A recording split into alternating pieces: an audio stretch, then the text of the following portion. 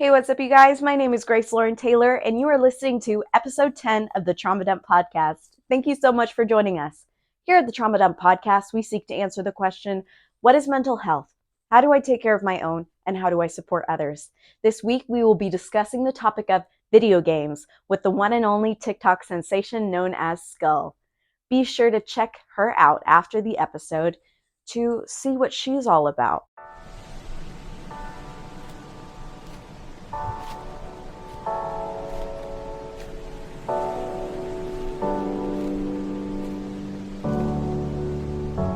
Remember, if you'd like to share on the show, please message us in the podcast participants channel along with your unique experiences, and we will match you to the right episode. Video games has been a pretty big topic in the media for the last 10 years over concerned parents like, oh, are these video games hurting my poor little baby, my poor child? Are video games making my children more violent? Do video games lead to mass shootings? You see these news articles all the time of what are video games doing to our brains? Are they helping us? Are they harming us? What's going on? So this episode, we will be delving into video games and how they affect mental health as a whole.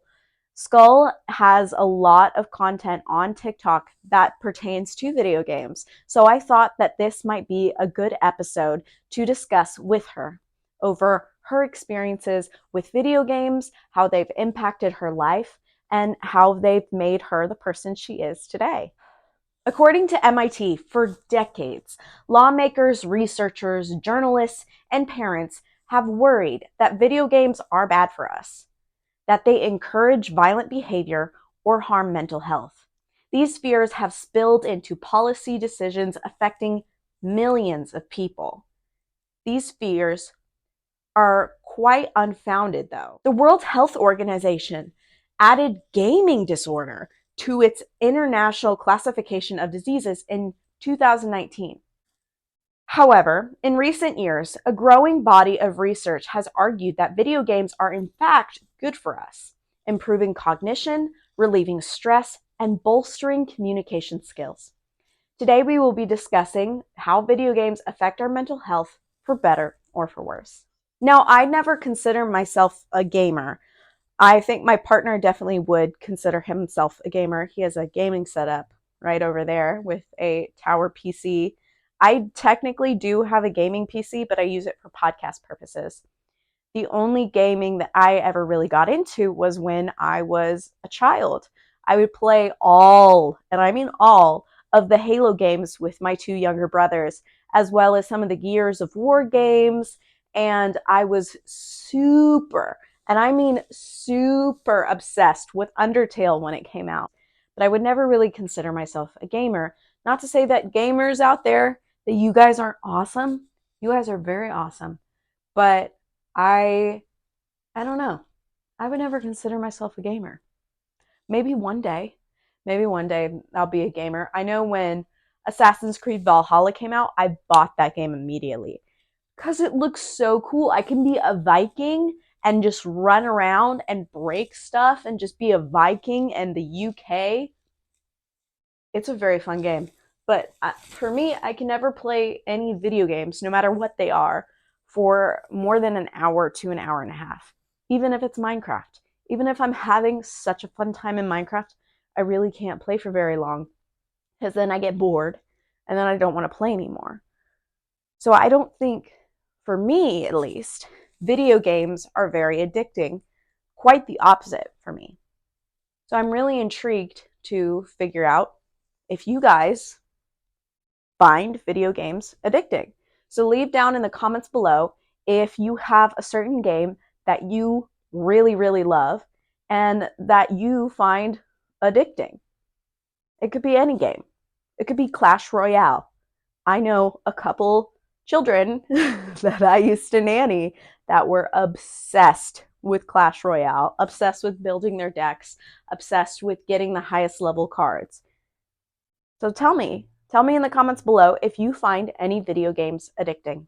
A quick reminder before we start, this podcast seeks to build a strong community. So please join us on our Discord where you can share memes, We also have a Minecraft server. Yes, we can play Minecraft together. It's such a fun time. And we also have multiple channels of discussion that include various different types of trauma and that include more than just trauma. Every week we have some memes of the week. So if you want to have your meme in this week's episode or next week's episode rather, please leave them in our Discord in the memes channel. All right, let's get into this interview. Hello, welcome to the podcast. Hello. It's Thank nice you to so meet much for you. having me on. Yeah, it's nice to meet you too. I'm always so excited when people reach out to me and they're like, "Oh, will you have a conversation with me?" Oh my gosh, of course I will. Someone wants to talk, I can talk forever. Yes, me too. So welcome to the podcast. Yeah. I'm so happy to have you on. So Yeah. today we're going to be discussing video games because a lot of your Oh content yeah. has to do with video games. It sure does. It's pretty great. I love all Thank of your you. TikToks. I've actually been following you for a little over 6 months now. Oh wow. And yeah, Well, thank you. Thank you. well, thank you for making great content. Oh, of I course. really like.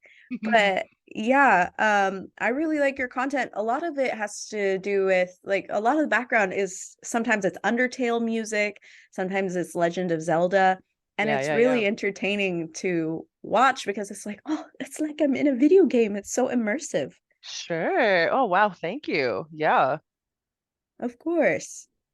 So, we're going to be discussing video games and if they're addictive or not, because Mhm. according to the World Health Organization, gaming disorder or video game addiction is a real thing now. Yeah, People sure. get addicted to video games. And the reason why I wanted to do an episode on video games is because my partner has professed to me that he was addicted to video games for a very long time through middle school and high school because it Yeah. was his only way to maintain close friendships and it was his only way to, cope with being abused and Right, neglected by right. his family. Right. Interesting how the term addiction gets thrown around. I find that while there is space to talk about problems and obsessive tendencies, right? You can Mhm. definitely create dependencies and obsessions with things that you do that make you feel good. It's I've always kind of found it a little bit problematic when people throw around the word addiction Hmm. when it comes to like anything that gives you joy and satisfaction, anything that gives you any kind of pleasurable experience can and will be addictive. Mhm. Some folks will struggle with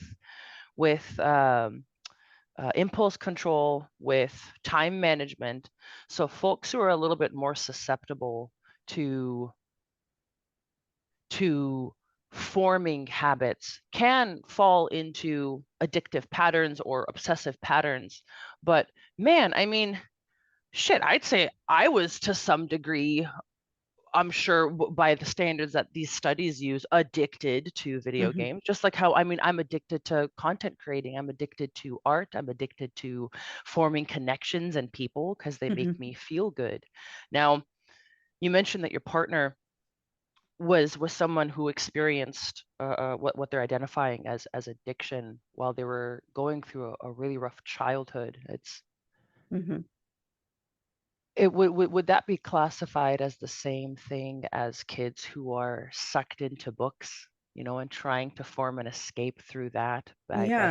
having friends with the characters and relationships that they develop in their heads with these characters? Like, what is the harm in that to that Mhm. degree, right? And so no, I don't want to like sidetrack and take Yeah, over, definitely. I but mean, I want to hear a little bit about your experience and how your partner describes it. I'm very curious. You said that yeah. they professed to you, honey, I had this problem that I went through. Mhm. How was that conversation? Were you with them during the time? Do you have an experience with that? What's your take on it? So I played video games my entire childhood. Mm. Meaning me and my two younger brothers were obsessed with all of the Halo games. Oh yeah. Oh yeah. They were great. Yeah. And our dad was such an amazing dad that he bought us each of our own Xbox controllers, and he customized them for each of us Hell and yeah. wrote our names on the side and engraved them. He was such a great Love dad. it. Love it. And he also had tournaments at his office where you could win a custom Xbox controller that made by him. And like all these neighborhood kids would come by and just game like for hours and hours. And whoever won the tournament got a How custom cute. controller. He was a Mm, great dad. But I had a really good experience with video games. And when I yeah. bring up video game addiction with my partner, because he's Yeah. the only connection I have to video game addiction, what he would tell me is he would play. He had like no parental supervision, so I he would see. play late into the night, like Yeah. into 5 a.m., and then his mom would come in and be like, what are you doing? It's like, Yeah. I'm playing games. And there's Yeah. like, you have to go to school in like an hour. And he would be a zombie. And he Mm, told mm. me that it transitioned from gaming late into the night to whenever he got off of school, he would want to go play games as soon as possible. And he had Yeah. a lot of trouble making friends in the real world, making Yeah. connections with people in his class, because Yeah. he, as a child, thought there's no reason to. I could be gaming and get the Yep. same experience on the Yep. game rather Right. than being with other people. Right. And there's no fear of being judged. Your video Mm-hmm. game is there for you whenever you want. I mean, I definitely fell into a habit of that when it came to drawing. I have a background in illustration and drawing and art, and boy howdy, I came home from school, I did all my homework, and then I just drew until bedtime. And Mm-hmm. sometimes, yeah, I would stay up extremely late just because I didn't that's what gave me peace, that's what gave me happiness. And Mm-hmm. yeah, your partner's describing, I think, what a lot of kids, especially at those young, malleable years, middle school, you said. Mm-hmm. So what is that? Oh my It's God. like 12 years old. I was gonna say 12 years old, 12 to yeah. 14 or so. Boy, yeah, I mean, every kid is addicted to something at that point, and again, there are levels of extremity. It's a spectrum. Every experience is a spectrum. Mm-hmm. It does come down to, parents should have definitely been a bit more involved and able to guide and help a kid going through that. Yeah. I I certainly don't think that it's bizarre, and I certainly don't think that it's uncommon. I think, you know, capitalism and prescription drug companies love to throw addiction around as Mm-hmm. a way to make products and market things and sway people one way or another way when it comes to certain topics, and easily just going, oh yeah, kids are addicted to video games, that's it. That's okay, that's a good first pass. Now let's go, why are they going to the games? Is this a Mm-hmm. problem with parenting? Is this a problem with education? Is this a problem with accessibility to other recreational things that the child can be doing? Are there accessible after school programs? Was the child uh you know is there a history of bullying? Like, let's not throw the term addiction around and then leave it on this, like, oh, it's helpless, it's the kid just has to do work and become unaddicted. Like, Yeah. no, that's easy for you to say, but let's slow down and look at what the other elemental factors are, right? And I think it's the same way that the diagnosis for ADHD was thrown around so easily, especially early Mm-hmm. 2000s. Every kid had ADHD. Everybody was being diagnosed with ADHD. It's just such an easy band-aid to put on something and then Mm-hmm. sell drugs to get some money, get people riled up, etc., and then like leave it at that. Yeah, It's definitely. yeah, it's a bummer that your partner went through that. It's cool that they recognize that and can reflect on it now as an adult. What's their take on it? What's their interpretation of it? Do they think that that's left any? Like residual impact. Yeah, it Right, definitely yeah, has. yeah. What's their Yeah. experience with that? So he has told me he has a whole gaming setup in this room. Hmm. And he has told me like after work when he's a plumbing apprentice. So Oh, he sick. works, Cool, cool. I know, Trade. Hell yeah. yes, he is definitely a tradie. And I was actually the one who got him into that. He was working at Amazon when we first started dating Yeah. and he hated it. And I was like, dude, do the trades. He's like, yeah, I'm gonna do the trades. Yeah. And Everybody's always going to need someone to fix pipes, someone to fix mhm, electrical, someone to do like infrastructure. That I'm telling, like, those jobs are going to be so rare in the future and so sought after. he's Yeah. irreplaceable, Oh definitely. yeah, absolutely. And so when he comes home from work and he's Mm. had a really stressful day, shoveling shit, Yeah. um, he's gonna be like, I need to relax. And the Yeah. one thing I know what to do to relax is play video games. Yeah. And it has caused some contention in our relationship sometimes Mm. because he will get sucked in and he'll Right. be playing for 5, 6, 7 hours and then he'll Yeah. have work the next day. Right. And so since it's in another room in our apartment and I'm Yeah. usually doing chores or something or on the phone with my friends and I'll come in and I'll be like, "Hey, are you going to come to bed?" And he'll be like, "Oh my gosh, I didn't even know how Yeah. late it was. I didn't Right. recognize what was going on." And it's never, a huge fight or anything like that, Sure. but it's been something of like, "Hey, we need to figure something out on this because you have to wake up at 4 5 a.m. every morning to Oh, go wow. drive an hour to go, do plumbing apprentice work Yeah. and Manual labor. He's going to manual be labor. He's gonna be exhausted. tired. Yeah. Yeah. Oh, Man, that's that's a tough spot. That's, it's definitely, it sounds like, does your partner have OCD or um, anxiety? he has severe anxiety, and Okay. he's been wondering for a long time, but we've been wondering if he's been on the spectrum or if he's on the Oh, sure. spectrum with autism because he does have some interesting quirks, I would put it. Mm, And he does struggle a lot with being social and having social connections and yeah, totally. I have noticed because I'm a very very social person and I Sure. like to have lots of people over all the time because I Yeah. grew up in a very big family, so Yeah. that was what I was used to, and he was an only child to a Okay. single mom for a very long Okay. time. Yeah. And I'm wondering, is it because you're introverted or is it because you have autism? And we'll watch like Love on the Spectrum and a bunch of other shows that include people with autism, and he'll Yeah. relate to it like Yeah. so clearly. And he'll be like, I Yeah. think I have autism. Like, okay, do you want to get diagnosed? No. No, I'd rather not. Interesting. How come? Why no diagnosis? Why not get something that can help I know. give a It's the evident same answer? thing. Okay. Yeah, it's the same thing with he's been diagnosed with depression and anxiety. Okay. And he will go off and on medication and just not want to take it because he just doesn't want to take it.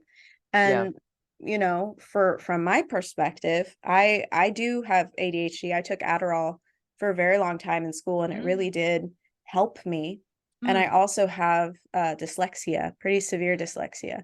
Mm-hmm, mm-hmm. And when it came to taking medication, that really helped me. And I always knew growing up, if I stop my medication, I regress in my progress that I have made. And I've Sure. noticed that when he stops taking his medication, he regresses almost instantly, but he's like, oh, but this feels normal. And Right. it makes it makes me so sad because there's nothing I can Yeah. do. You can't force someone to take their medication. You Totally. can't force someone to get a diagnosis for something. That Yeah. starts with them. That starts with them wanting to help themselves, Yeah. wanting to grow and develop. And if he doesn't want to, that's not gonna affect me really. It's just gonna affect Right. him. Right.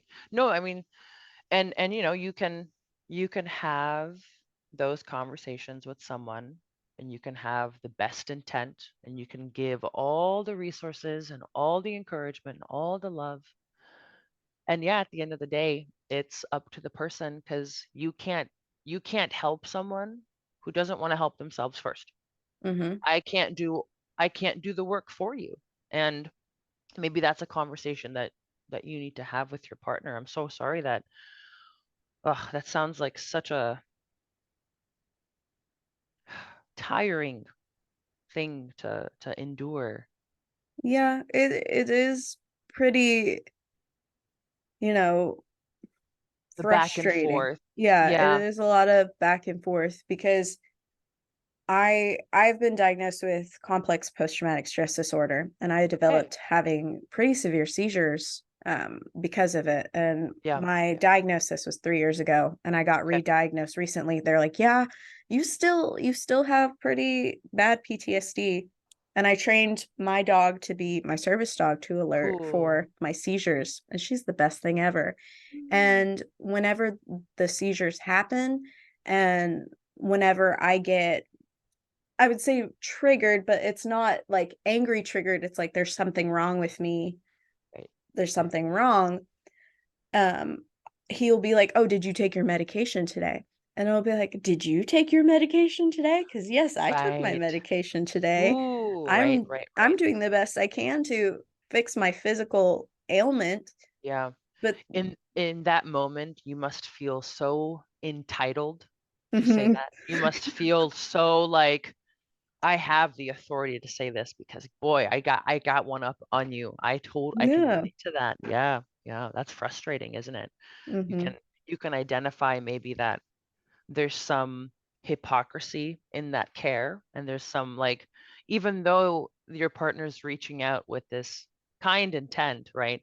You must feel like, oh, how dare you, how dare you, how dare you, like I totally understand. Oh man. And I also understand their perspective too, wanting to help you, even though helping yourself is one of the hardest things to do. How hmm, easy is it to try to help someone? Oh my gosh, it's so easy for me to just be like, oh my, I want to help everybody around me. But then hmm, when it's Sylvia, slow down, you need to also put that care into yourself. It's like, oh, no. So there's that interesting dichotomy of, hmm. I'm sure he's also aware. He's also aware the moment that you give him that sass, they're just like, oh shit, I mean, she's right, but like, do I stop caring about my partner? Oh yeah, no, I feel for the both of you. I really I want to recommend a book. I'm not like sponsored or selling it or anything, but I've Yeah. mentioned it a few times on my TikTok channel. It's called Nonviolent Communication by Marshall Rosenberg. Hmm. It is a wonderful book that outlines how to talk through anything really with anybody, any kind of person in your life, in a way that is the most boiled down and vulnerable way you Hmm. can. So for example, if I was feeling ignored by, or worried that I was being ignored, if I felt that like righteous, like, oh, I'm this person isn't respecting me enough, and I want to voice that, but I know that there's been problematic dialogue between us before, and it's always been difficult to get my feelings across. Hmm. This book helps guide you through the purest way you can state your feelings and experiences in a way that cannot be argued against. So I made a slip earlier, and I'm going to step back and correct. I said I feel ignored. That's actually not a feeling. Hmm. So when you're in that moment, and you want to say I feel ignored, you're ignoring me. That is not the vulnerable way to state that experience. Slow down. Ignored isn't a feeling, that's a state of being. Hmm. You can feel sad, you can feel scared, you can feel worried, but you can't feel ignored. That's Hmm. assuming intent on the other party. And Hmm. so in that moment, you want to slow down and boil it down. Know what is the feeling that I am experiencing, that cannot be argued against. Because if I were to tell you, you're ignoring me, I feel ignored, you can easily go, no, I'm not ignoring you. Why would I be ignoring you? But if Hmm. I were to say, hey, Grace, I'm scared that you're ignoring me. Can you reassure me that you're not? Mm-hmm. You can't say no to that. You can't say no, Oh. you're not scared. You can be like, oh my gosh, I don't want you to be scared. Of course I'm not ignoring you. And Mm-hmm. this book guides you through like more complex scenarios, right? And I want to recommend that, I think, to the both of you. It's such a great way. And maybe both of you are trying to say the same thing, but you just can't hear it, right? Yeah. And Yeah. maybe there's something there that you guys can kind of unwrap together. But yeah, Mm-hmm. just a Definitely. pitch for that book. I love that book. It's my Bible. Like Andy and I reference that all the time. It's Yeah. so good and so applicable. It sounds like a great resource. Can you please say the title again? Yes, it is called Nonviolent Communication by Marshall Rosenberg. It sounds You'll great. find it. Yeah, it's a Yeah. great book. It's a wonderful resource. Awesome. Now, to get on to this Yes, trauma yes, dump, yes. I just want to make sure that you're comfortable sharing your Oh yeah, experiences totally. and to make sure that I'm not crossing any boundaries and respecting your experiences. Please feel free to interrupt me at any time. I will not be offended. I'm kind of used to being interrupted, and No. there's no shame in it. Like sometimes I'll be talking for a long time. You'll be like, I want to add. Let me know. So I am. my priority is make sure you feel safe, heard, Mhm. and respected. I appreciate that. Thank you. Yeah, interrupting in our relationship is sometimes a problem. I mean, we're both trying, but my Mhm, perspective, my experience is I am between Andy and I am not the one that interrupts very often. Every mhm, now and then I'll get overly excited and then I'll spill over with something. mhm, But between us, it's definitely Andy's the one who struggles the most with interrupting. And mhm, I know it's never coming from a place of bad intent, right? Or ill intent or malice.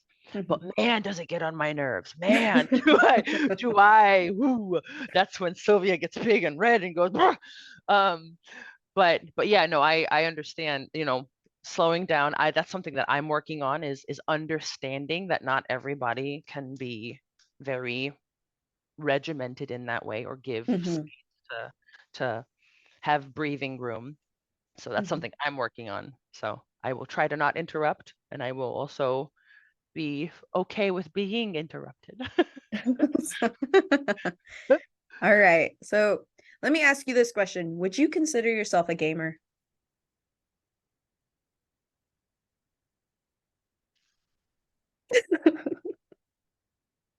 Maybe just a little bit. Maybe. Yes. Yeah. Yeah. No, yeah, definitely. I guess, I mean, the answer to that for me immediately was yes, but I wanted to be like, how is that term being used Oh these yeah. days? Like I want to, because I don't want to, when I say gamer, it's someone that just plays a lot of video games and is very Yeah. passionate about video gaming. But sometimes when other people say gamer, it's like gamer. Like, it comes with a you play game, like it comes with a little stank, and I want to Like a lot of avoid that. condescension, yeah. Yeah. So, but yeah, I'm a gamer, definitely. I mean, I play every day, for hours, so it Hmm. must be. How about Yes. you? Do you consider yourself a gamer? I would say young Grace was definitely a gamer. Yeah. I think as I've gotten older, I've had less and less time for video games. I really Okay. like open world games. Yeah. And like when Valhalla came out, Assassin's Creed Nice. Valhalla, I got it Nice. immediately. Yeah. And I didn't have an Xbox at that time, so I literally just had the game. I would go around to like my guy friends. I was in Have it. college. I would go around to my Thank guy you. friends, be like, "Hi, can I borrow your Xbox for like a few hours?" And they would always be like, "Why don't you buy your own Xbox? I have no money. I spent all my Right. money on the game. Please let That's me so into cute. your Can I please apartment." come over and just use your TV Yes, setup? that was me, but I would always Good. like counter it with bringing them like baked goods I was because gonna I'm very good say, at yeah. baking. But Nice, I would nice. always be like, here's a reward for you helping me with I will a bribe you quest. with cookies, Yes. please. And then one of my he wasn't really a friend, he was an acquaintance Okay. because he started having beef with me for no reason. But he was selling his Xbox so he could buy the newest Xbox. I think it was like the S or something. Okay. And I was like, oh, I'll buy it. I'll buy it. Yeah. And I gave him, I think, $300. And then he was really happy at the time. And then he started to resent me because he's like, I could have gotten more money for this. And then he would contact me all the time, being like, hey, you need to send me more money. I'm like, but I already paid you. Wait, hold on. So you guys already made a deal, Yeah. right? Like 300 and like a batch of cakes, and he was like, "Yeah, man, that's dope." Handshake. Yeah. And then after that, he has the audacity to be like, "Yo, I did some research on eBay and actually I could get more money." Like, fuck off. You Yeah. should have done that before, dude. Oh yeah, definitely. Yeah, he did that. No And way. it was What a wild. joke. Yeah, it was I'm so wild. sorry. I'm so sorry. I don't want to be mean. I'm so sorry that you experienced that. What a clown. I know. It was wild. And then I graduated from Texas Tech with a theater Sure. degree, and mine was Nice. an overarching degree, so I specialized in directing, but they didn't Mm, have a directing classification yet. right. So they just gave me a BA in theater, but he was a Right. BA in acting. And he would always like beef with me for no reason because I was always, behind the set doing random stuff. Yeah. And for whatever reason, anytime he saw me, he would always beef with me. And so then other people started beefing with me because he was beefing with me, and it just became a very toxic environment. And I was like, Oh my God. bye. I was like, Yeah. I can't What? deal. It was wild. But Did he ever hit you with the "it's only a joke"? yeah. Oh yeah. He was that guy. He was definitely that guy. It's just a joke, Grace. Yeah, it was Smile weird. more. He was that guy. He literally said No! smile more all the time. Oh, I almost broke this glass when you said yes. Mm. Yeah, and Oh, and I'm so to sorry, honey. That accelerate sucks. it, I had my own apartment with one of our mutual friends. And Yeah. when I was out of town, they had a rager at our apartment. And so when I came back, there was throw up everywhere. There was like literally I had a lot of bakingware. They used my bakingware and they left it in the oven, and the oven was still on. And so my like glass bakingware was cracked, and Oh my there was like God. shattered, it exploded. There was shattered glass in the Yeah. oven. It was terrifying. Okay, so And wait, so you had an apartment with a mhm, mutual friend, and mhm, then you went out of town, mhm. and the friend threw a party with this Yeah, person, yeah. and they trashed the place, and they kept it. So wait, so I got your home, room? there was no one there.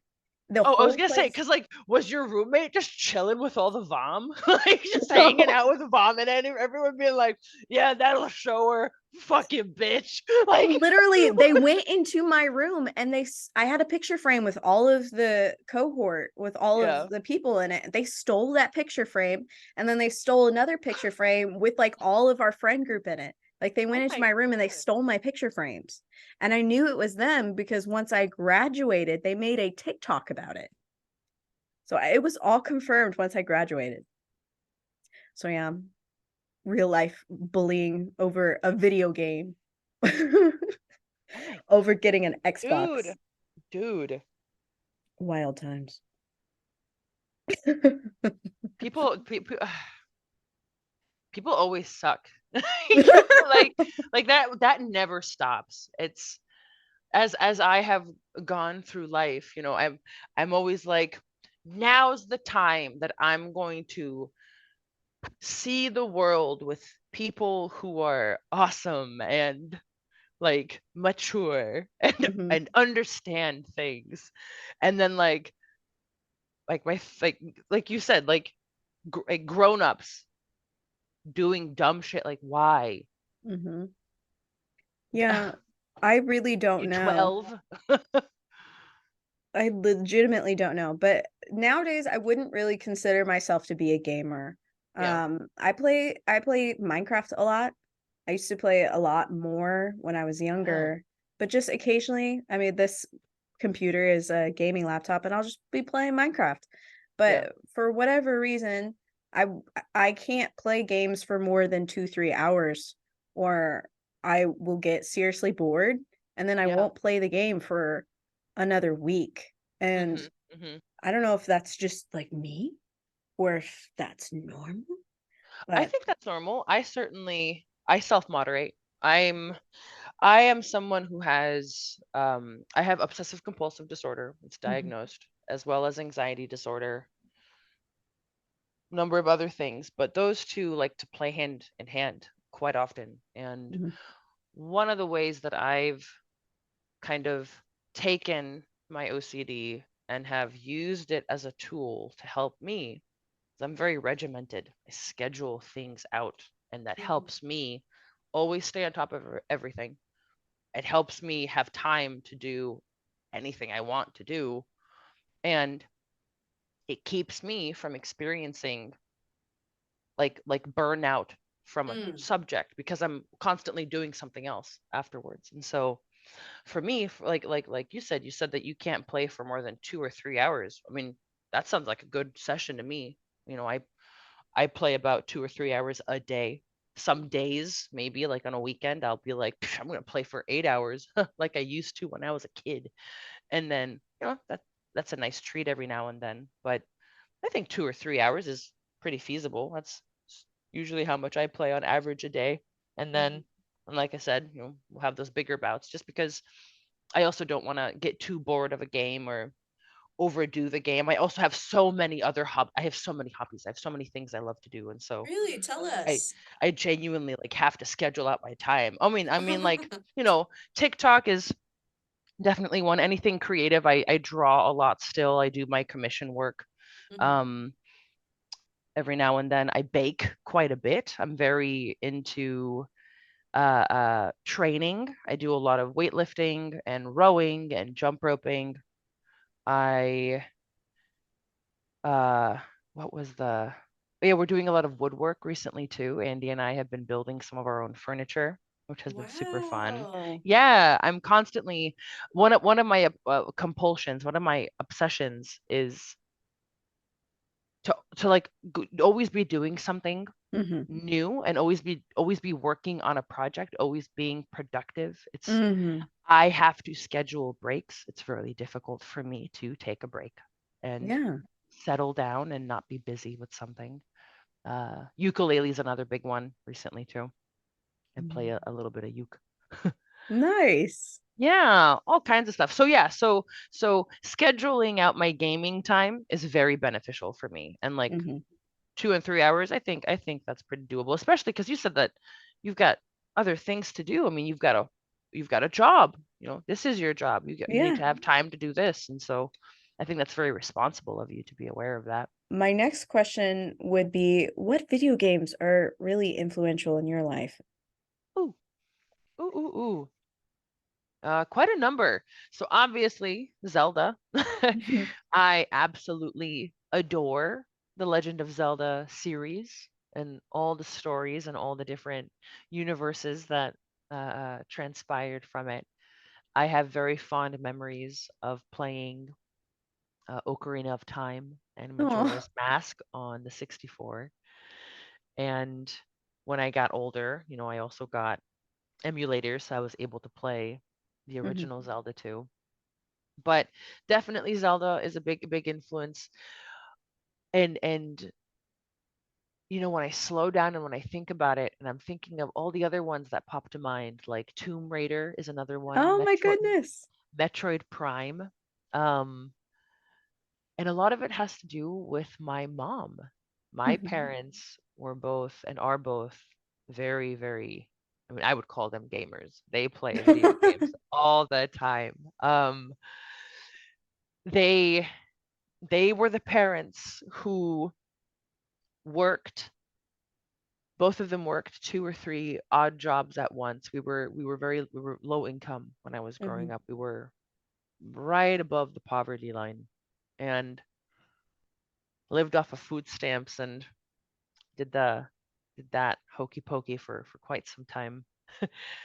But man, my parents did two things really well during those hardships, and that is make sure that we have food, Yeah. right? We were always fed before we went to bed. and make sure that we have money to play video games together. Because my parents they fell in love. They came to America and they fell in love with video games. They learned English through them. I remember Mhm. my mom was a huge fan of Metroid Prime and a huge fan of Zelda and Tomb Raider, and I would sit in her lap while she played Tomb Raider on the computer. Um, my parents would work extra hours to save up some extra cash so that they could surprise us with new video games every Oh. Christmas. Yeah.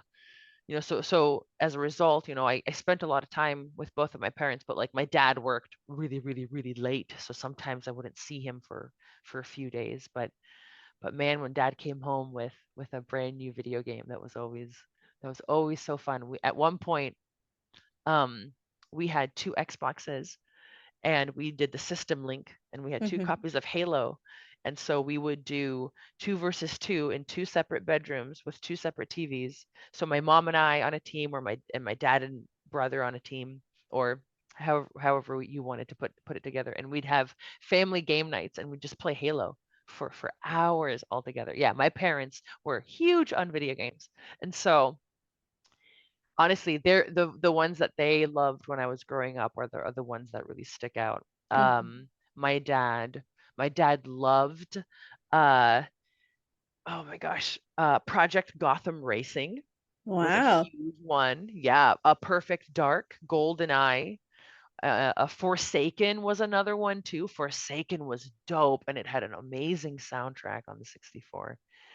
Um, Fable was a Mm. really big one too. My dad That was one of the first RPGs my dad played, and Mhm. then that developed his love for games like Fallout Mhm. and uh, Far Cry is another one that he really likes. But yeah, I mean, it's all the ones that I grew up playing with my parents. So Zelda, Mario, Mhm.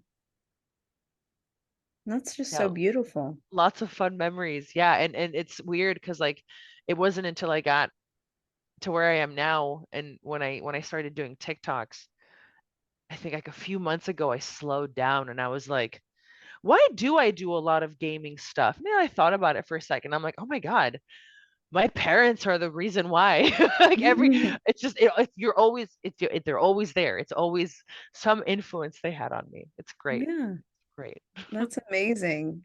I loved playing video games with my dad. He was a really big influence on us Yeah. kids because he always wanted us to have the most fun. Hmm. He was also an immigrant. His family were immigrants from Jamaica, and he made No it his, way. Oh, yeah, cool. Right on. I had no yeah. idea. Yes, I don't look very Jamaican, but my family's from Jamaica, and so I can do a Jamaican accent pretty well. But yeah. Dude. Ooh, that's so good. That's so good. Yeah, I Oh, heard it all growing up. But yeah. he really wanted to make sure his three kids had the best childhoods that possible. He'd buy my brothers like ATVs that we had 4 acres of land and we would just all around. Oh, And he bought fun. them little motorcycles and he Eee. bought us giant trampolines that we could bounce from one to the other. Like we Yeah. did not have nets. If we hurt ourselves, that was our own fault and we made a Oh my risk. God. And but he loved video games and he loved them so much that he made sure one of his offices was a safe space for young men to come play video games for as long Yeah. as they wanted. He had, I think, 7 different giant flat screens all up and down like one wall and giant bean bags, like the Oh my Big Joe gosh. bean bags. And Yeah. people would just come and play video games. And he was a data recovery specialist for Apple. So computers that were on fire, he would recover the data from. Some Yeah. FBI people would come to him all the time to recover data. Oh, cool. He was crazy awesome. And video games were his outlet Yeah. for enjoying life. That's what Yeah. I think video games can get a pretty bad rap, especially in the last 10 years, where, you'll get the negative connotation that, oh, gamers are just lonely weirdos behind the Right. screen, Right. or like people are chronically online, Right. stuff like that. And it's it's really made me, I think, a little bit disillusioned with Mm. video games because um when I was growing up, I was so excited to make any sort of friends online, but now I'm a Mm. little concerned because you see all this stuff in media of these girls that someone will get their IP address and then some bad things will happen to them.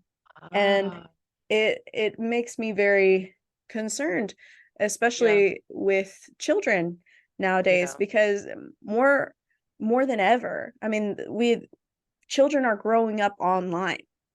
Like little children are getting handed iPads, Oh and the God. iPads are parenting them Yeah, or soothing them. And what do you yeah, think on stuff like that? What do you think on what's happening nowadays where children are getting parented by yeah. technology?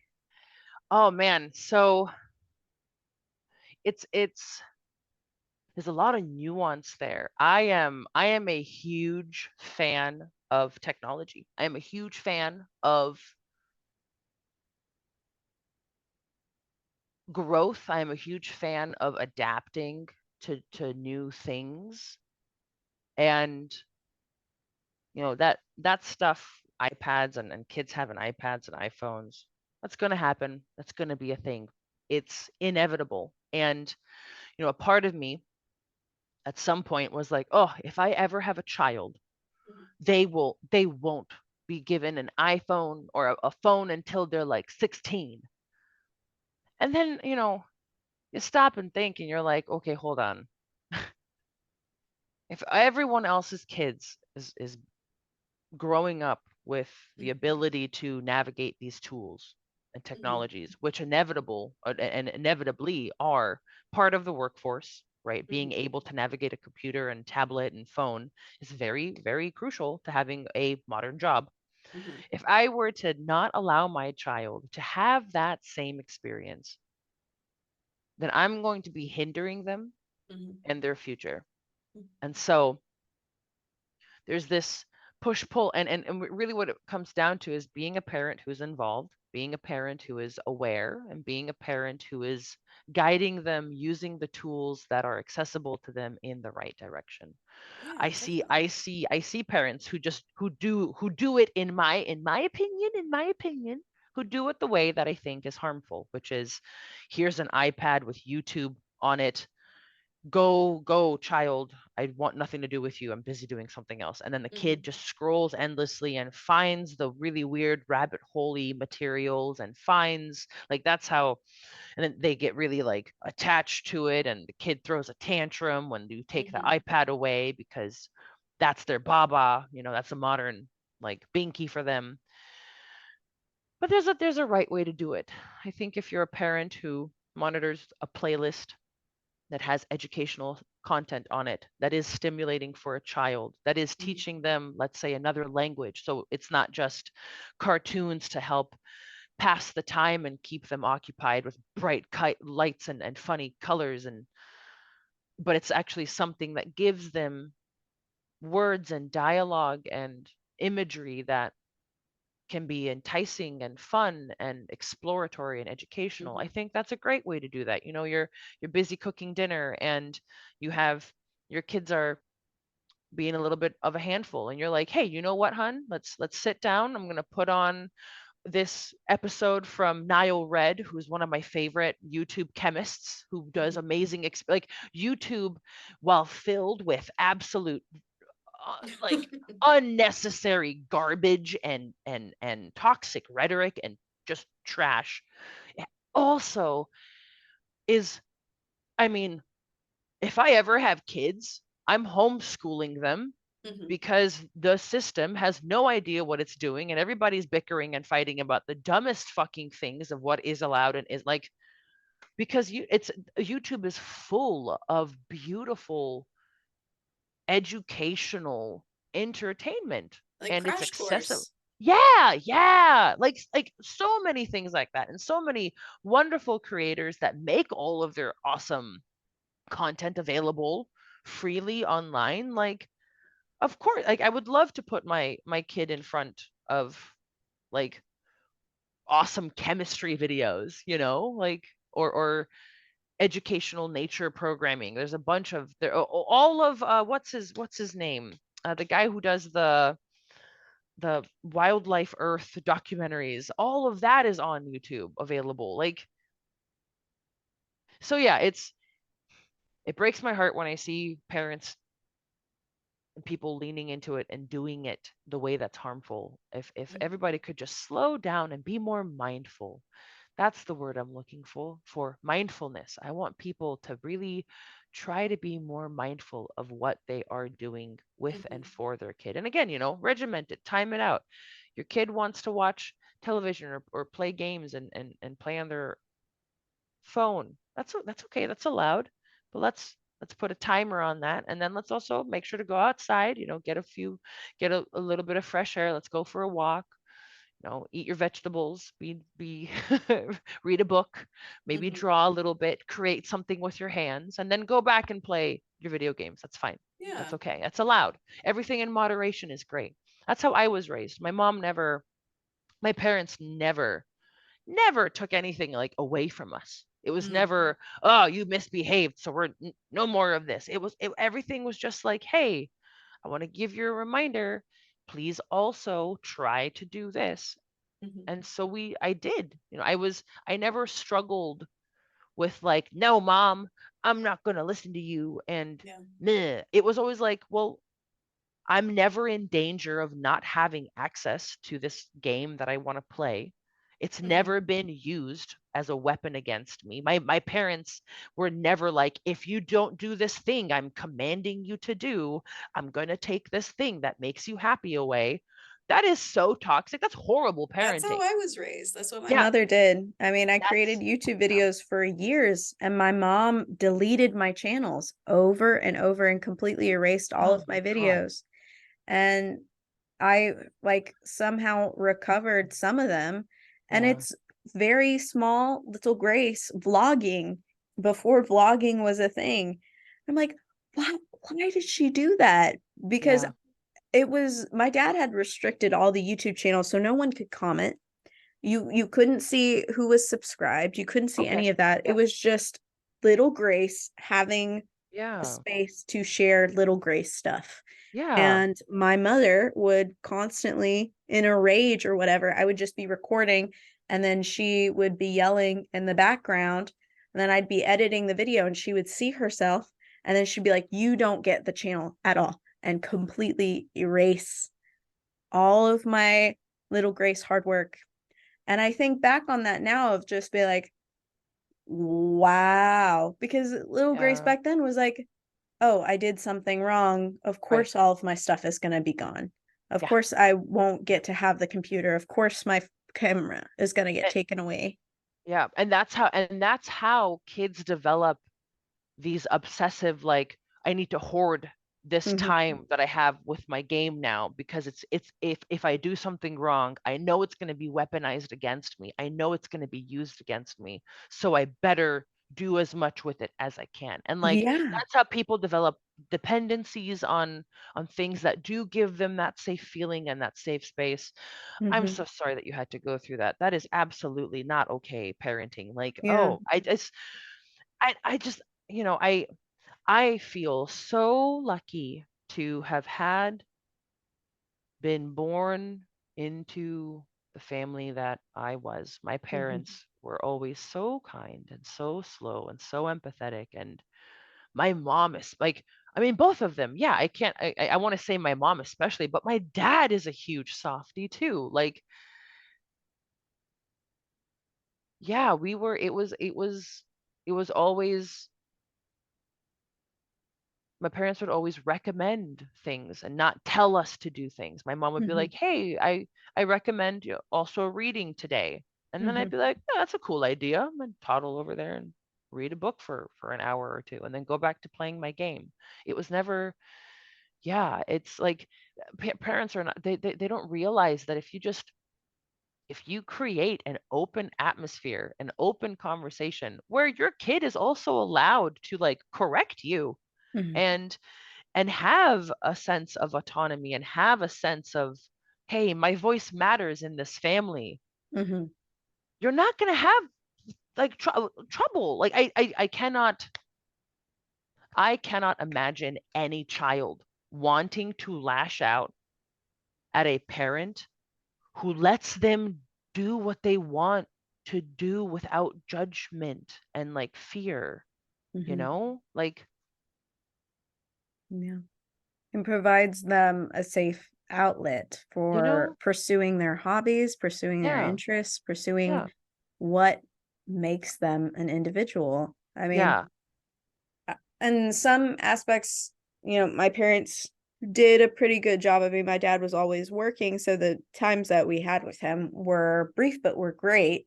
yeah, But um within that, I was always given the space to act, to sing, to yeah, be in choir, to do stuff like that. It was taken away from me because it was now something, oh, you're really good at this. I can make money from this. yep, Now you got to do this all the time. yeah, wow, wow, wow. Oof. I And I think that happens a lot of times with people with video games because now there's a market for mm-hmm, gamers. There's a mm-hmm, market for all these people who are so good at games that they do these tournaments, that they make money. These young, usually it's young men, these young yeah, men that will be up playing video games so often. And I knew a guy in college who was I think it's Smash. He was a Smash champion. He was really good with all these different combos, all these different characters. And he won money from it, like yeah, thousands of dollars from it. And he never ever wanted to play the game on his own just for fun because yeah, it was his job, yep, because it was making him money, because it was yep, putting him through college. yep, And I think that's a really huge issue with yeah. kids nowadays is if you're good at something, you can make money doing it. Monetize it, Mm-hmm. monetize it. Everything is get monetized, monetize this, monetize that, which is, that's fine. If you want to hustle, you want to have a little side gig, I'm all for that. I do the same thing. I've got a few things that I monetize myself. But if that's your life, oof, again, it comes down to like scheduling that time for self-love, relaxation, taking a break, stepping back. Mm-hmm. The same thing can be said about, I think, any kind of job in any field and career. Mm-hmm. I work in I work in tech and gaming, and I know quite a few developers and engineers even who just grind at work. That's all they do is work, work, work, work, work, because it gives them a lot of money, working Mm-hmm. OT and everything. And so it just reminds me of that same kind of mentality of I'm going to push myself until I burn out and see how long that takes, see what I can do with that. And that's the problem, is that people don't I don't think people take that burnout seriously. They're Mm-hmm. told that you're going to experience burnout if you keep it up. You're going to experience burnout if you don't take a break. Mm-hmm. And so many folks are just like, oh, whatever, I'm just going to keep going. I'm just going to keep going. That won't affect me. That won't affect me, until it does. And then until you get extremely sick, and until, oh, look at that. For 2.5 years, you're going through a bout of depression because Yeah. your burnout triggered it. Like, Yeah. good on you. Self-love, man, and taking a break is so important. Yeah. Yeah, that sucks. And I totally know what you're talking about too. There's so many creators like YouTube, let's play channels and stuff too, that now also very openly address, I was experiencing burnout because I'm playing too much. I'm going too hard. Mm-hmm. Content creation, it's the same thing. People Yeah. are finally now taking it seriously. Yeah, definitely. And I experienced a lot of burnout like my entire life because I Oh, was sure. in shows. So from the age of 5, I was in full-on productions. Sure. And nothing against that. I really appreciated that experience and it led me Yeah. to want to become a film director one day. But there was a lot of pressure put on me as a child and Yeah. by both of my parents. My dad would always tell me, he's like, I don't care about how well the other kids are doing. You just need to be doing better than them. And it made me Ooh. very, very competitive. And it wasn't until college that I was like, I need to hold space for other people's achievements. I need to hold space for other Nice. people to shine as well. and be okay with not being the center of attention, because Yeah. that was really what it was Yeah. that my dad was like, no matter how small your part is, you need to outshine everybody else. Right. And it is not a good thing as an actor. It's Gosh, like, that's no. not ever something you want to be. But he No. was so fixated on his child being like really good Being the and best. being the best and being better than all the other kids. Yeah. And that was a really big point of pride with him, because he was the youngest of 4 boys of an immigrant family. And he Right. did like to brag about his children. I Right. it's everyone has Man. their faults. That was one of his big ones, was Totally. pushing us kids Yeah. really, really far in anything that we wanted to do. And it's kind of frustrating coming back on it, because I'm like, oh, he Yeah. was a good dad, but also he had Yeah. a lot of faults. Yeah. And that's okay to address and be aware of. That's a very adjusted and mature and intelligent thing to do, is to be like, I loved this man, I love this person. They had so many great qualities about them. And I'm also aware and understanding of these qualities about them that were not so revered. Mm-hmm. Um, man, what a world, like what kind of world would it be if every parent's concern, like their highest priority, was just making sure that their kid is happy? Mm-hmm. Like, why isn't that the goal? Why is it my kid has to be the best? Why not my kid should be the happiest they can be in this moment? Mm-hmm. And then let that decide how that plays out. Who cares if you're the, you know, you might have had such a fun, silly, goofy memory if you weren't the best. If like, so like, maybe you ad libbed something during a Mm-hmm. performance, and you had the grandest time of your life because you took the spotlight and you felt like you could shine and you felt like you could do whatever this grand idea was that you wanted to do. And maybe the show gets canceled and maybe people are like outraged in the audience, but you had the best time. And then like seeing your parents just like, that's my girl, like, Mm-hmm. that's what it should be about, man. Having your kid be the happiest in those moments, not the best. Sometimes Mm-hmm. being the best is the worst thing ever. Like, Yeah. you don't want that all the time. No. Yeah. And No. now as an adult, I really don't want to be the best at like anything. And Okay. there's so much perfectionism. Blah. There was so much perfectionism that was driven Yeah. into me, that as an adult now I'm like, there's no reason for it, because a lot Yep. of my Yep. faults are Mm, really things that make me me, and mm. make me, what my partner Joey likes to say, just make me more gracified, of Nice. just being weird and Sure. goofy and strange sometimes, because I grew up in a very like Christian conservative household, Right. where any deviation Yeah. from the norm was unacceptable. And I like really felt it. I really felt ostracized by the Taylor Yeah. family as the weird one, the weird Yeah. Grace, because I would dye my hair quite frequently, like Yeah. pink and all those fun colors. And to say the least, my Jamaican grandparents hated it. And they said, Yeah. they would be like, Taylor girls don't do that. Taylor girls don't dye their hair. Taylor girls are proud of the way they look naturally. You don't look like a Taylor girl.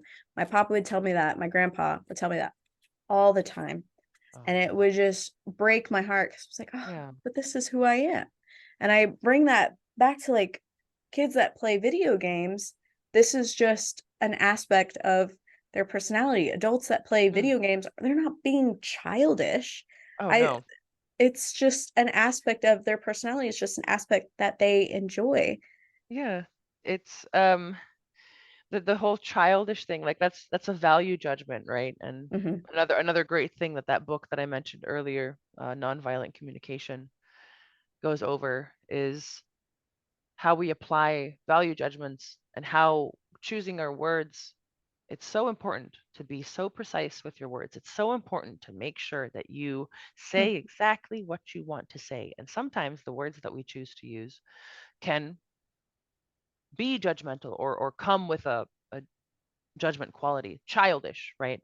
When you Mm-hmm. say something is childish, more than likely you're referring to something being immature. It's a bad thing. You don't want something to be childish. And so, like, there's two ways to go about it. One, look at the word childish and try to see, no, but what's good about being childish? Whimsical, it's happy, it's bubbly, it's free, it's naive. And sometimes being naive is great because, man, Mm-hmm. you got no care in the world and everything feels awesome. So why wouldn't you want something to give you that joy and give you that drive? Mm-hmm. So sometimes, childish. Who cares if something is childish? Cool, have fun. Like, you don't have to stop enjoying life the way that you did when you were a kid just because you're 20 years older now. Mm-hmm. And then Definitely. and then again, like, what's childish about it, right? So like, what makes something childish? Mm-hmm. Video games. Why is video gaming childish? I mean, kids also read, kids also ride bikes. There's some kids who draw all the time. There's some kids who sing. There's Mm-hmm. some kids who dance. So why don't we say that those things are childish? Kids Mm-hmm. also do that. For some reason, like, people have this fixation on, well, anything that is joyful and anything that is pretend and anything that is creative and free spirited Mm-hmm. and open minded for some reason is labeled childish. Like, you know, I'm an artist. I draw, and sometimes when I share my work with the world, 99% of the time it's great, very positive engagement. It's lovely. Mm-hmm. Every now and then I will get someone who's like, stop drawing. That's like, what are you, a kid? Since when is draw, like, why is that childish? Yeah. Or dancing around and having fun. Oh my God. So since I started TikTok, I've had so many interesting, like, wow, people are strange moments, and like how they choose to perceive the world is strange. I've had people, tell me, well, stop. What are you doing on TikTok? You're a grown woman. You're a grown up. You're an adult. It's for Mm. kids. No, it Why isn't. is it? No, why is it for kids? Yeah, what do you mean it's for kids? Like, more than 50% of its demographic, I think, are people who are above 18. I think it's like 70% of its demographic are people who are legally adults. So like, Mm-hmm. what is childish? Just because I make funny things on there? Like, it's the term childish has always been so interesting to me. Like, Mm-hmm. why is being free and having fun childish? Yeah, it's not. That's silly. Yeah, it's not. It's absolutely not. So like, to that I say, people who use that terminology, nah, fuck off. Pull the stick out of your ass. Jesus. I mean, like, I'm an established adult. I am now. Andy and I are in such a great place. We are doing well. We are happy. We have a wonderful life together with wonderful people and loved ones around us with joy and comfort. And we play video games. And like, we have business ideas, and him and I are gonna like, I have my own business. I have a full-time career. Like, I'm an adult. I have a lot of good advice to give to many people if they want Mm-hmm. to listen. Yeah. And I play games. Like, that doesn't make me less valuable They're as a person. non-exclusive. Yeah, exactly. It's just, yeah, it's so silly. Mm-hmm. Have you heard the song "I Don't Play Video Games No More"? Jack Oh, Black. Tenacious D. Yeah, Yeah, yeah. Tenacious D. Tenacious D is one of my favorites. Absolutely. My dad and I really love Tenacious D. So whenever there's any, like, a new video out or new song out, it's a battle. It's a war. It's a test of times to see who gets to text the other one first about the new single. Yeah, I love that song. The video for it is so cute. Have you seen the video? Yes, I have. It's Very hilarious. clever. It's very clever. It's amazing. Yeah, I love Jack Black. And my dad, like, Same. if you ever wanted to know what he looked like Jack Black. He sounded No like Jack shit. Black. Yeah. Mm-hmm. And And he, Jamaican though? Oh, I yeah, love that. I love that. my dad was Chinese, Jamaican, and Scottish. Oh, cool. So very mixed man. Here, I'll pull up a picture real quick so you can I can confirm he Yeah. looked like Jack Black and he sounded like him. Hold on. Wait, Holy shit. Yes. let's meet my dad. Oh, he looks so fun. He was awesome. Look at that smile. That's a wonderful photo. Thank you for showing me. Yes, he was a very mixed man. Oh, Sweet dude. But yeah, cool. lightest skinned of his entire family. And What so did you get from your mom's side, if I may ask? whiteness. I'll show you a picture now. Sorry. It's true. She's a white woman. That's a good one. I like that song. More like your dad. Yeah, I'm We mini think, I yeah. definitely agree. You have a, like I said, you got a ray of sunshine. You're a big sunny smile in the sky for me. And that's what your Thank dad was you. too. Yeah, of course. I'm the baby son from that's who I want to be. Is the little baby son from Oh, from Teletubbies. So you have over 360,000 followers on TikTok. Oh, I do. That's a lot of people. That's a Isn't lot. it? Is it? It's That's substantial. sometimes it's jarring. Mm-hmm. Like, because there's those accounts that have a million, Mm-hmm. those exist. But yeah, if you slow down and look though, that's still a lot of people. And they're like the vast majority of people on TikTok, I think the average number of followers an account has is like a couple hundred. Because there's a bunch of people who don't, right? Mm-hmm. And so, yeah, being a content creator has been interesting. That's a lot of people. Just the other day I was talking to my therapist about it because he loves that I make content. He loves that that's an outlet for me. And he's always wanting to like know what the latest TikToks are and know what the latest trends are. He's so cool. My therapist, oh, just for privacy reasons, I will not refer to his name. He is well known in the therapy world. Yeah, you can just send him this video when it comes out and be like, Oh my yo, I God. shouted you out. Right, yeah. But like secretly so that I can protect her identity. Yes, yes. He's so freaking cool. He's so cool. But yeah, so like I show him my TikToks and he loves my community. He loves my audience. He especially loves the call out videos, the clapback videos. Yes, I love this too. I love But them so much. but yeah, he's always like, so Szilvia, where are we at now? What's the number? And when I told him the latest 360, he's like,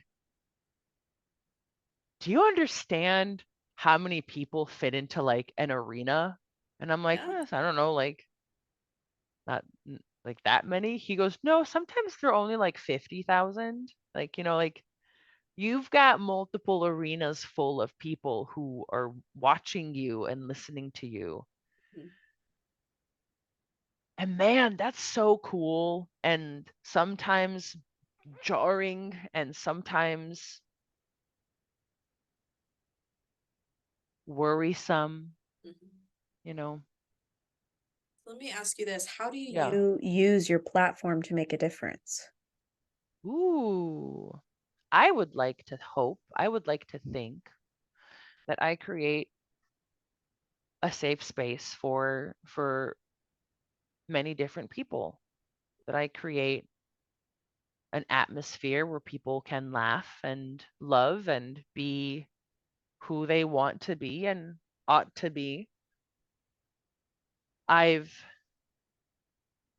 gotten quite a few messages, both privately as well as like publicly on comment sections and what have you, of folks telling me how I've encouraged them to speak up. I've encouraged them to have open conversations with their partners. I've encouraged them to be more comfortable with who they are and what they want in life and how they view the world. Mm-hmm. And man, those kinds of comments really like, whew, like they boost you up. And so I would like to think that my content makes a difference, and it makes people happy. It makes people smile, and it makes people feel safe, because I also don't put up with bullshit. And if you're going to be someone who's closed-minded and a bigot, and if you're like ignorant and arrogant about it, and you're not open to learning, and you're not open to dialogue and conversation and being empathetic, then I have no empathy for you at all. And Mm-hmm. don't, I don't, I want to reinforce that, like, being an inclusive space and being a positive space and being a space for love should never be confused with being a space for naivety. I Mm-hmm. don't need to accept your hatred of others to be a very kind and empathetic person. It is kind and empathetic of me to not accept your hatred of others Mm-hmm. and to call you out for it, so that everybody else feels safe and knows about your hatred existing around them. Because man, I really don't like it when people are like secretive about it. And so, yeah, Yeah, I like to think that I create a nice space for nice people. definitely. I really appreciate your content. I mean, I was a fan before I got to talk to you, and your content brightens my day every time I'm scrolling, and Thanks. then Sylvia, oh, thank you so much. Thank you for saying that, Grace. That's so sweet of you. Of course. So let me ask you this. What Yeah. do you think of the phrase transmuting pain into purpose? Transmuting pain into purpose.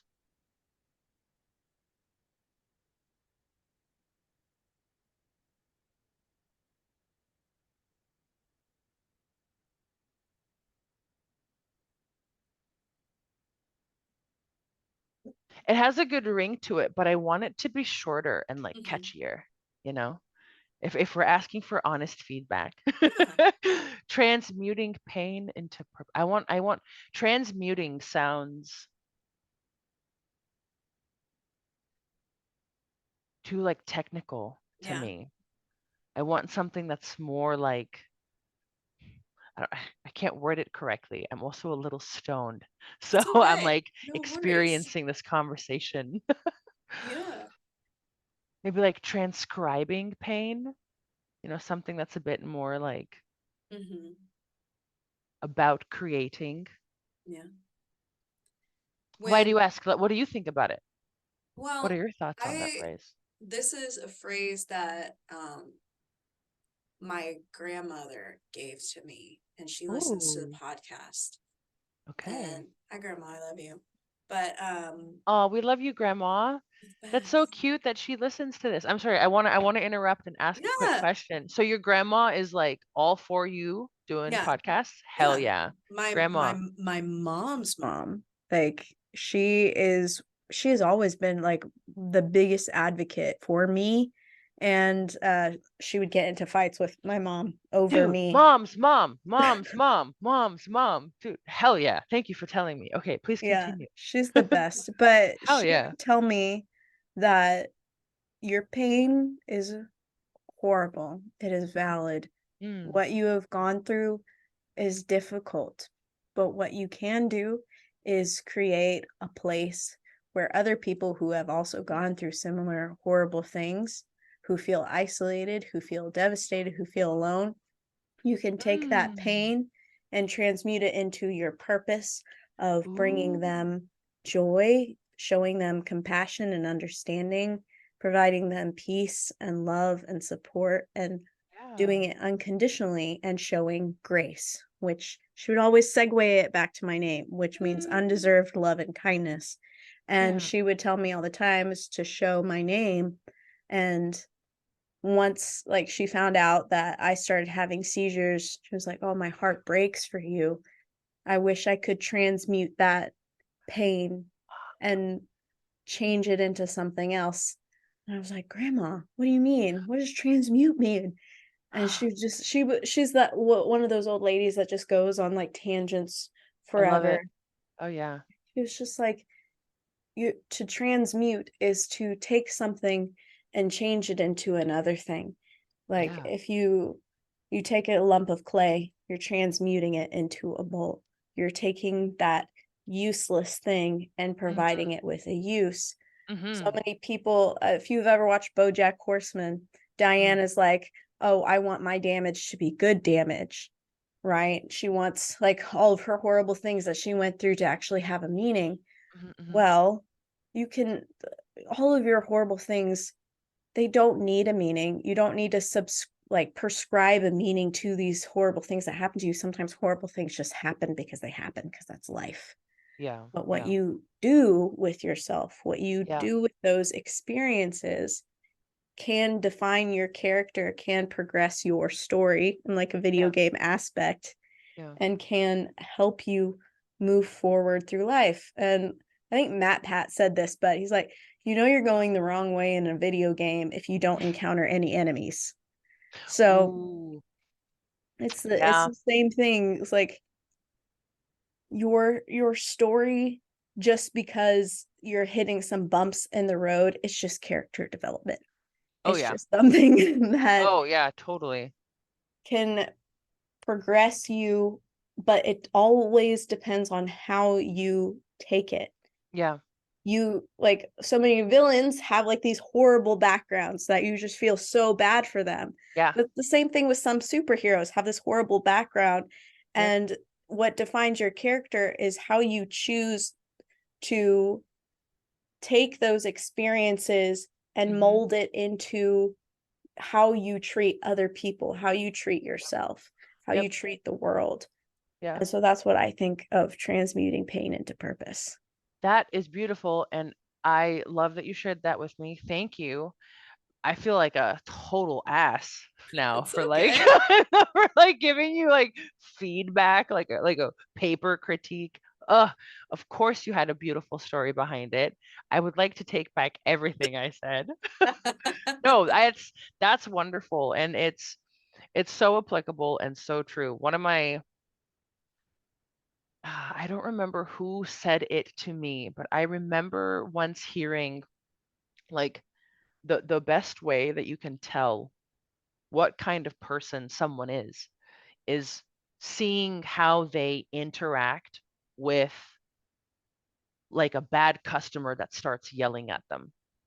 If their response is immediately to yell back, if their response is to get physical, if their response is to try to de-escalate, if their response is to like run, you can tell so much about how a person is with how they respond to signs of stress, levels of stress, stressful situations. Like, if someone stays and is able to withstand a blow and direct that into empathy and direct that into an honest, vulnerable interaction that helps solve the problems of someone that's struggling, like that person has gone through some shit to be able to do all of that fucking Jedi work with that, like, and those are the people, and also like those are the people that you want to talk to. Those are the people that you want to have a connection with and understand and get to know and like learn from, because those are the people that have some good stuff to say. And so, yeah, man, if it's all about how you respond, and if there's one thing that I want to like really really encourage people is, do not be pessimistic. Oh my God, do not be pessimistic. Anything but pessimism, anything but dread. Because one little dip with your toe in that water is all it takes to get lost. Try to be up. Try. Force yourself. Smile at yourself in the mirror. Okay? Tell yourself great things about yourself. Tell yourself things that you love. Do not let anything negative through. Oh, Yeah. that's the worst thing. You get sucked right into it. Oh. How do you feel right now? How are you doing? I'm feeling I'm feeling pretty good. Yeah, I feel excited. We have a Disney trip coming up with my best friend Oh, in exciting. September. Yeah, I'm not a huge Disney fan. There are quite a number of Pixar movies that Andy and I absolutely adore and love and cry to and have a lot of feelings for. Mhm. And now that Star Wars is owned by Disney, I suppose, we have to. But like, there are some folks who like love Disney, love Disney. We're not those folks. We enjoy some Disney stuff. Our Mhm, friend loves Disney. She mhm, is a Disney person. It's very cute, very endearing. And so we're going with her um to Disneyland to celebrate and throw a memorial remembrance for her father who passed away mhm, recently. She had a lot of wonderful memories with her dad at Disney World or Disneyland, California, mhm, Disneyland. Um, and she invited Andy and I to go. She's like, I want to have some good memories and celebrate his life with you yeah. guys. So we're going in a few weeks. So I'm excited for that. Um, I feel proud. Work is going really well. I'm going to be promoted very soon.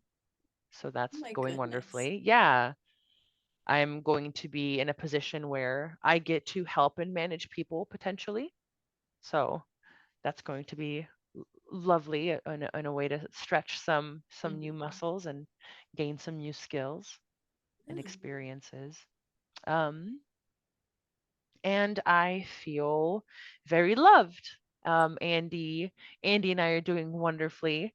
Everything is just like honeymoon phase is never over between us is what it Mm, feels like. that's We've amazing. been we've been together for almost 5 years and Yeah. I'm still so giddy about him and he's the exact same way.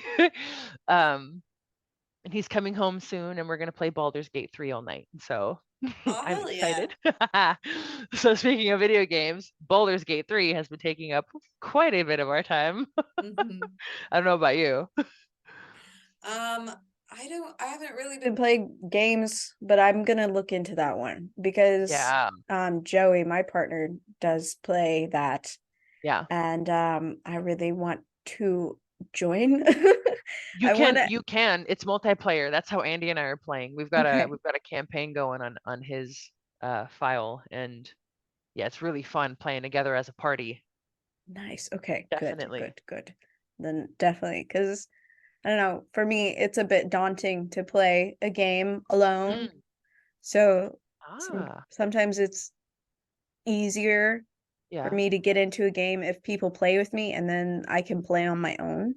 I don't know if right. that's me growing up with two brothers and us always doing things together. Sure, But sure. That very well could be. That makes sense too. You wanna experience something in a group with more people to help guide you maybe if you get lost in it. No, that makes yeah, sense totally. How about a lot of couch co-op games? Do you have a Switch? There's a lot of great games to play together on the Switch. we don't have a Switch yet. Okay. We're unfortunately we are struggling a bit financially because I'm trying to get I see. on disability Okay. Okay. and because I've been like my seizures have been pretty debilitating. I was a full-time nanny for four boys for a year and a half and I Wow. had to quit cold turkey Yeah. because I was like I'm it's an hour drive and I'm starting to have more and more seizures and I don't want to be driving for an hour and Ooh. then something happen. Ah, And I was their nanny off and on for 7 years. I raised the youngest two yeah. who are 8 and 9 now. And Mm-hmm. it's just I love them so much, but it got to the point where I'm like, I can't be third parent anymore. Yeah.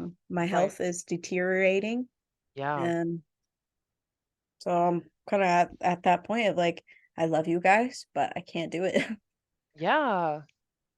Gosh, I'm so sorry. It is what it is because, you know, if I didn't quit that job, which it was Yeah. 100% full time, it was very long hours, I wouldn't be able to do this. I mean, I'm Right. the only person running this podcast. I do all the editing, all the social media, and I really love it. Yeah. It feels like this is what I'm meant to do. Yeah. Tell me about that. I want to learn more about that. You said that you do Yeah. this as your job. Tell Yes. me about that. How do you manage this as a job? So How does that look there's like? so first and foremost, the podcast is on YouTube, Spotify, and Apple Podcasts, as well as other podcast directories. Nice. So I have to have an RSS feed. And so I pay Buzzsprout to upload my episodes and be a directory to send them to all the different I places. see. Okay. And so from that, you have a free plan, but it will delete your episodes after a certain time, or you can have like different tiers of paid plans, and then your episodes will be up forever. And then you can upload a certain amount of time every month. So it's like Okay. kind of a monthly subscription. And then Yeah. with YouTube, I edit a audio version of the podcast and then a video version of the podcast. And Right. for those that want to be anonymous, it's just going to be my face. And then I'm going to try to work in subtitles for what they're saying, so it's more Sure. interactive for the viewer. Yeah. Yeah. I've been developing this podcast for over a year. I do all the research on the topics all myself. Yeah. Sometimes I go to the library, but I've found that a lot of the books that they have there are really outdated, especially when it comes to mental health. So Yeah. I try to avoid it. And That makes sense. Yeah. even with the DSM-5, some of it I'm like, Yeah. I don't like this. I don't like the way Yeah. you're describing this. This doesn't seem Right. right. Is it like hysteria? Touch her. Is like old Yeah. diagnoses like that? Yeah. No. It's crazy. And then I also run the Discord where I'll be responding to people like 24/7, whatever they Mm, need. And I really enjoy it. And then I also animate, some catchy things and yeah. do visual art for the podcast, and also run the Instagram and try to make little, you know, affirmations Yeah. that Yeah. Yeah. we'll post. And I really appreciate it. And then I made merch for the podcast. I designed my own merch and it's on Bonfire. And also, oh, I make these. These are called bracelets. They're crystal Cute. bracelets. Nice. And so if people donate to the podcast or if they do the Patreon, I can make them their own little thing. I see. So I'm firing on all cylinders. I Yeah. have a very tiny audience right now. And So, that's okay. That's where and you that's start. okay. It's Yeah. where everyone starts, and I'm really excited to do this. Yeah. I'm really excited to have this opportunity to share my experiences that will Yeah. create further connections with other people. Because sometimes, I never knew that I was traumatized by my mother until I went to college and recognized that not everybody has a very controlling mother that screams curse words at you and then tells you that they love you the next moment. And it's just like, Right. maybe there are other people that don't Right. know how traumatized they are Yep. until they recognize and they see something else that is completely different. And Right. so that was my idea for the podcast, is to Yeah. transmute that trauma into Yeah. purpose of spreading awareness for Yeah. these things. I love that. That's so good. That's so positive and absolutely something that's necessary. Sometimes all it takes is just hearing someone else say something that you relate to immediately and you're like, "Oh, wait, what?" Like because it's one thing when you hear people maybe pointing things out, or you're doubting yourself, or you're trying to shove it away, but then to have that, like, someone word for word says what you are feeling about a scenario that is exactly what you're going through, and you just go like, "Oh my god, they hear me," like goosebumps. Like, that's all it takes. That's so good. Yay. I'm so glad that you're able to you said the Discord has 160 people? Mhm. That's so cool. And so people are in there chatting about experiences that they're having, Yeah. resources that they've found. That's Yeah, so there's a awesome. lot of different channels of discussion that are different Mm. traumas, and then some people will just share their Animals, because we also have a channel in there just Aw. like animals, and Yeah. a lot of people share memes. That's kind of one of my favorite parts, because at the end of every episode I select a meme from the Discord and shout them out with their meme, Cool. and it's super fun. And you know, officially, like, Discord recognized us as a community, so that's another big thing for me, so I'm just excited. So like, Claps for Grace. Yay. You're doing it. Look at you go. How are you feeling? Are you feeling burnt out? Are you taking your no, breaks? I'm Okay. taking my breaks. Good. So Good. this week I had 3 individual interviews. That's why you're going to be episode Cool. 10, because Awesome. on Sunday, episode 7 comes out, which was an interview I did 2 weeks ago. So I do Cool. interviews for 1 week, and then the next week I edit the interviews individually. I Well done. upload them. So it's on a schedule where everything is ahead of schedule. And Nice. You have a backlog. Hell yeah. Get it, girly. Get Yes. it. That's what I do. Backlogging for the win. I have like 10 TikToks lined up that I can Nice. post. And I'm just like, oh, for the next like 3 days, I can take a break and like not do anything right now. I feel Yeah. ya. Good for you. That's awesome. Because And with my health, I never know what's going to happen, because I right. am not on a correct dosage of medication for my seizures yet. Okay. And so Gigi always can tell when they're going to happen. This is Gigi, by the way. So hi, Hi, Gigi. Gigi. Oh, hi, baby. She's very What a sweet. pretty dog. But yeah, Wow. she can always tell when they're going to happen, but I can't. Cool. So she lets me What's know she's always watching. what's the tell from her? How do you know that she's noticed? So if she's physically by my side, she like won't stop flicking my hand up, like over and over and over and over. And then if she's like not, like, if she was right, she's right here, right? If she could tell that something was happening, she barks at me, and she will come up to me, and sometimes she'll drag me to the ground. Gigi. She's Wow. she's great. It was kind of, amazing. yeah, it was really interesting training her, because she picked it up really fast, and I think she already knew. She was like, I have to take care of Grace. This is my job. Yeah. Yeah. But she's very, very sweet. She graduated from tech with me and got a class ring from Texas Tech, which is Cool. No shit. insane. I love that. I love Yeah. that they do that for service dogs. Yay. But yeah, Aw. she's the best, and I love her so much. Yeah. So this is my final question to you. Yes. Addressing our listeners, what would you tell them about playing video games and experiencing video games and experiencing the real world? The world outside of video games, I should say, not the real world, but the world outside of video games. Right. I would say to stay mindful of what you're consuming, what you're experiencing, and how much you are experiencing of each.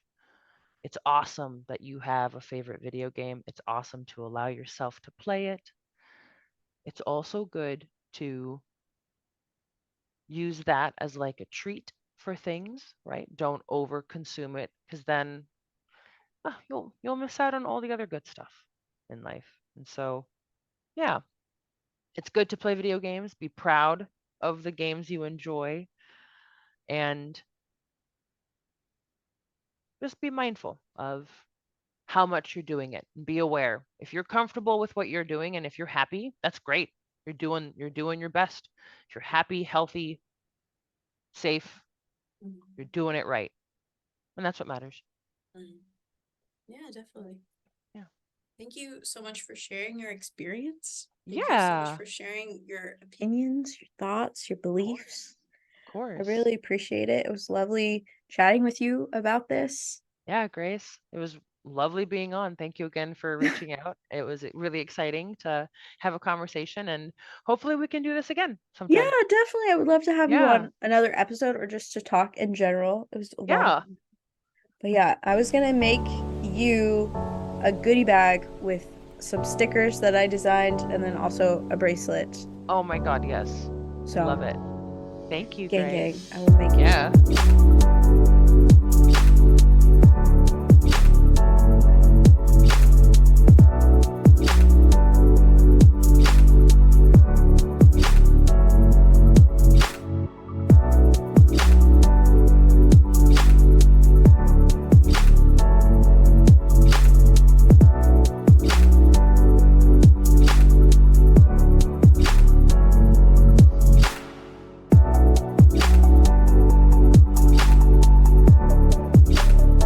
Every episode, we spin our wheel of emotions to learn a new feeling and how it correlates to trauma.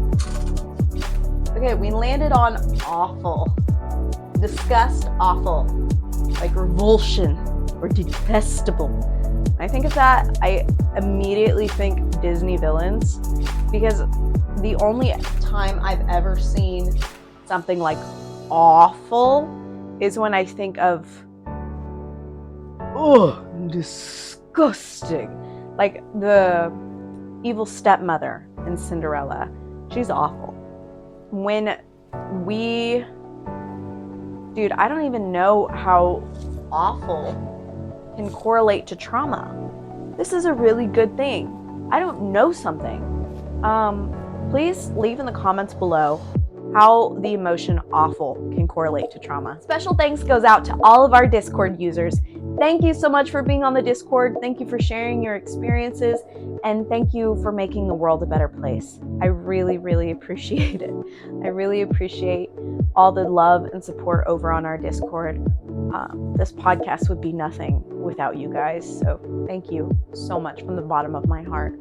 If you'd like to support our podcast, we have a Patreon, which different tiers can get you a bracelet or a sticker, and the link is in our description. We also have merch on Bonfire of custom apparel designed by yours truly. Any support helps us a lot, so if you feel compelled to, please like, share, and subscribe. Remember, you're capable of a fulfilling life in spite of your circumstances and your trauma. May you rise again from the ashes and be filled with peace, love, hope, and understanding. I'll see you in the next episode. Bye!